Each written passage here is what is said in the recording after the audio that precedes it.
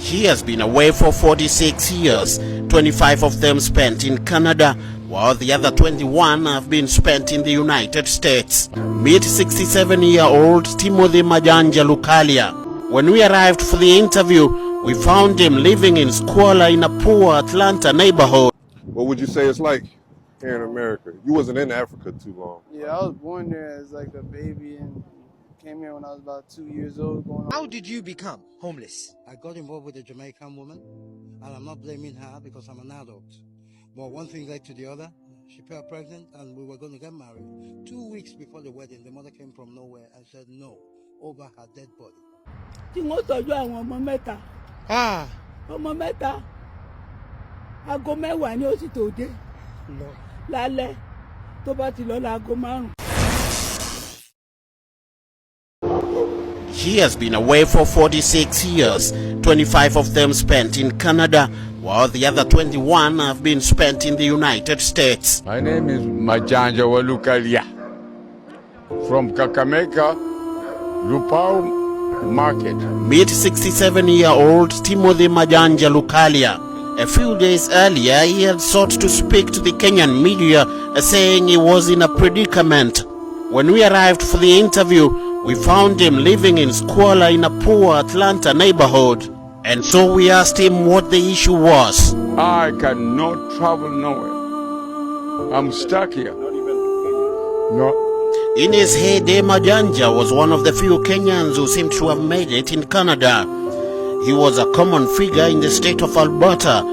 And in his own words, he had made it, or as they say, he had it all together. I came through Canada. I live in Canada. I work in Canada. He even joined the prestigious Canadian Mount Police Squad, where he was the only black officer. He later ran for political office in the city of Calgary. I ran for the city of Calgary, Canada, in Alberta. And at the same time, since we didn't win, I gave a shot at the election for mayor. And even though he lost, his name earned itself a slot in the history of Canadian politics. North America was a frontier that I ventured into it. And unfortunately, I wound up in hell. He says he lost all his documents which he had deposited with a bank that has since wound up its operations. I lost my driver license, which was the only thing that I was making because I was doing my own work, and that thing brought me down. And therein lies the genesis of his tribulations. According to him, now all he has left are memories and a picture or two to keep them alive. You know, when you don't have an ID, you are nothing. So you can get nowhere without identification. What is it that you would like the Kenyan embassy to do for you? If they can help me, just give me another new passport and I'll forget the other one. If they can help me to get them out, it'll be nice. Then you'll be able to travel to home. You go home and see your people. Yeah. Thank you.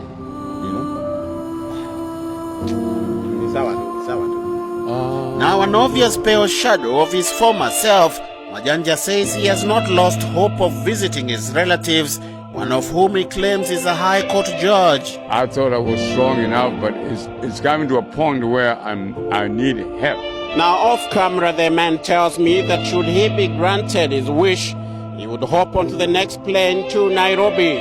But his only hope now lies in the Kenyan government through the Ministry of Foreign Affairs. BMJ Mridhi, NTV, Atlanta. You say you're from Africa? Yeah, I was born in Africa. I'm sorry, it was so loud the train was coming. What's your name, sir? My name is Lusane. How I pronounce that? Lusane, like you saying with an L. Oh, Lusane. Yeah. That's tough. Yes, sir. What country are you from in Africa? Ivory Coast. Ivory Coast? Yeah, That's cool. it's called Côte d'Ivoire originally, but in the Ivory Coast. How old are you? I'm only 21, really 22. I'm 21, but I'm 22 in the United States due to the fact I came here as a African immigrant, and my whole family got the January 1st birthdays. Something originally they did. What year did you come here? 2005. All right. What would you say it's like here in America? You wasn't in Africa too long. Yeah, I was born there as like a baby and came here when I was about 2 years old, going on to 3. But I went back in 2018 and it was actually good though, just compared to like the way stuff was and stuff. It was ups and downs, like, but childhood I never really like had a rough, you know what I'm saying, rough childhood due to the people that I had around. I was a very special kid in my family due to the situations we were put in and, you know, make it out. But Africa, I think Africa's a nice place though compared to the US, but everybody's fighting to come to a country so, you know what I'm saying, so horrific because the land of the free. But it's really not land of the free because everywhere you go, you have to pay money.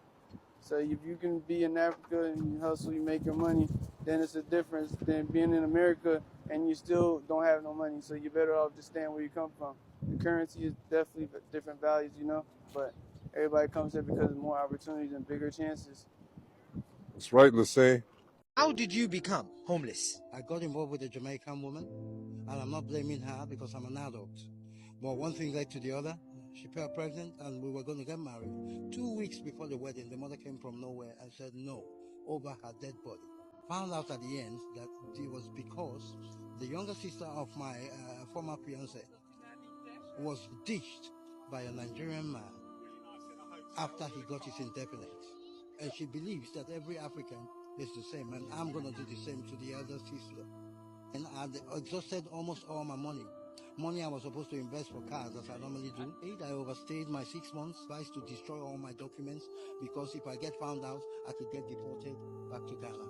Are you here now then illegally? Yes, But you came here originally through legal methods, right? Yes, I came legally, but there's a pro bono team as I speak that is trying to help my case. People might be wondering, like, don't you want to go back to see your family? Because I cannot wait to go back to see my family. But the thing is, I cannot go back empty-handed. I borrowed money from here, there. You know, I borrowed money from a few people. And my family, they're not going to be happy because there's a stigma. So, oh, he went abroad, he came back with nothing. Yeah. Ọ̀rẹ́ o, ẹrù yìí rè o, ẹrù kò ní o. Ẹrù yìí rè o. Ó kọlù mí, ó lò mí, ó fìyà jẹ mí. Èmi mo bá tọ́jú àwọn ọmọ rẹ̀. Látàárọ̀ aago 10 ló ń dé níbi iṣẹ́. Yóò ti lọ láago 5. Èmi ni wọ́n jí tí wọ́n tọ́jú àwọn ọmọ 3. Ọmọ 3. Aago 10 ni ó sì tó dé. Lálẹ́ tó bá ti lọ láago 5. Kò dẹ̀ sanwó fún mi. So owó oṣù mélòó ló jẹ yín báyìí? Oṣù méje ló jẹ mí. Oṣù méje yẹn 8850 ló dẹ̀ promise yín pé òun máa san. Oṣù June ni ló sọ wípé tí ò bá ti rí kọ́ńpléènì òun ó mọ̀ fún mi ní 1,100.